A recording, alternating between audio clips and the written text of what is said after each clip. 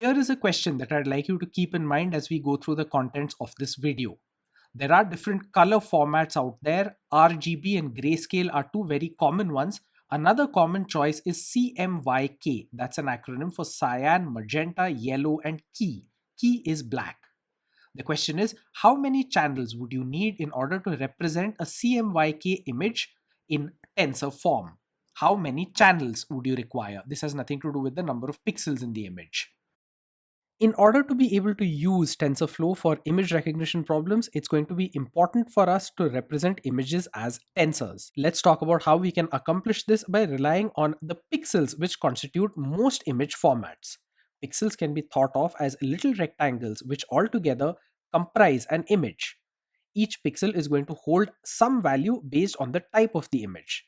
If the image is a grayscale image, that value will be a shade of gray between 0 and 1. But if it's a color image, it's going to need some kind of color encodings. A common form of color encoding is R, G, and B. RGB values are typically used for color images. Here there are three numbers. Each number ranges from 0 to 255. And why this particular range? Because 256 values can be represented using 8 bits. Each of these three 8-bit numbers will represent how much red, green, and blue there exists in that particular pixel. Red, green, and blue are the primary colors, so by combining them in different proportions, you can get a very rich, a very large number of colors. Let's say, for instance, that you wish to represent red as in pure red. Then your three numbers would be 255, that's the value of red, and 0 each for green and blue. Likewise, to represent the pure color green, you would set the values of the red and the blue numbers to be 0 and specify green is equal to 255. And in exactly the same fashion, to represent pure deep blue, you would have red and green both set to 0 and blue equal to 255. Notice that when we represent images in RGB format, we need three values to represent the color in each pixel, and this means that we have three channels. Let's say we used an alternative color representation such as CMYK, which is an acronym for cyan, magenta, yellow, and key. There we would need four values, and that would be termed a four-channel representation of color. For grayscale images, this representation is a lot simpler because just one number suffices. This is known as grayscale. Here we just have one channel, and each number in that channel or each pixel only represents the intensity information. This is a number from 0 to 1. You might find other representations which are scaled to be larger numbers, but this always represents the intensity of either black or white. The numbers 0 and 1 at the extreme ends of this range would represent black and white. Any number in between, say 0.5, would represent a particular shade of gray. Here, just one value is needed to describe the intensity, and so grayscale images only use one channel. TensorFlow allows both grayscale and color images. This is because we can represent an image either using single channel or multi-channel tensors. And indeed, it turns out that both color and grayscale images can be represented as three-dimensional tensors. Let's understand how. Two dimensions will correspond to the x and the y axes. These refer to the location of the pixel.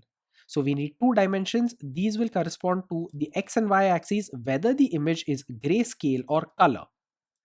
So images can always be represented by a three-dimensional matrix, no matter how many channels are required. Now, the number of channels is going to specify the number of elements in the third dimension. And this is going to inform the shape of the corresponding three-dimensional tensor. Remember that the shape refers to the number of elements in each dimension of a tensor. Let's say, for instance, that we actually want to represent the grids which you see on screen now as tensors. Because there are 6 rows and 6 columns in each case, we would represent the first two dimensions of the three-dimensional tensor as being 6. This is the same value whether the image is grayscale or color. The third element in the shape vector of these tensors would vary. If the image is a grayscale one number will suffice because there's just one channel. If the image is a color one, and if we are making use of the RGB representation, then the shape vector will have a 3 as its last element. This is a pretty standard way to represent images in TensorFlow. Use a tensor in which the first two dimensions correspond to the number of pixels along the x and the y axes respectively. And the third dimension is going to include one element per channel. If you are using grayscale, that's just one element, so a single channel image. If it's RGB, then you need three elements. If it's CMYK, then you need four elements in the third dimension. Now, in reality, most applications in TensorFlow which have to do with image processing will deal with lists of images. And this is simple enough to represent. We just add one dimension. This will specify the index of a given image in a big list. And this is how we are able to represent lists of images as four-dimensional tensors. This representation is one which we will use momentarily when we are implementing character recognition using the MNIST database. Here we will have a list of a large number of images, and that list of images will be represented as one four-dimensional tensor. This is only possible if the images are all of the same size, by the way. This is an important bit to keep in mind. Now, if we wanted to represent a list of 10 images, each of which is 6 by 6 pixels, so 36 pixels in total, 6 horizontally and 6 vertically. And if this image is a color scale one with RGB encoding of the colors, then this is the tensor that we would use. 10, 6, 6, 3. This is the shape vector of the four-dimensional tensor that we would use here. Let's understand each dimension, starting with the last one. The last dimension is always the number of channels. This is 3 in the case of an RGB color encoded image. Notice that the channels will always be the lowest level of granularity and so will always be on the extreme right of the shape vector. Then come the two dimensions corresponding to the length and the breadth, or the height and the width of each image in the list. Assuming that our images are 6 by 6 pixels, we will need two numbers 6, 6. So we've now accounted for 3 out of the 4 dimensions of the four-dimensional tensor. All that's left is the first dimension, and this has the value 10 because we are going to have 10 images. This represents the number of images.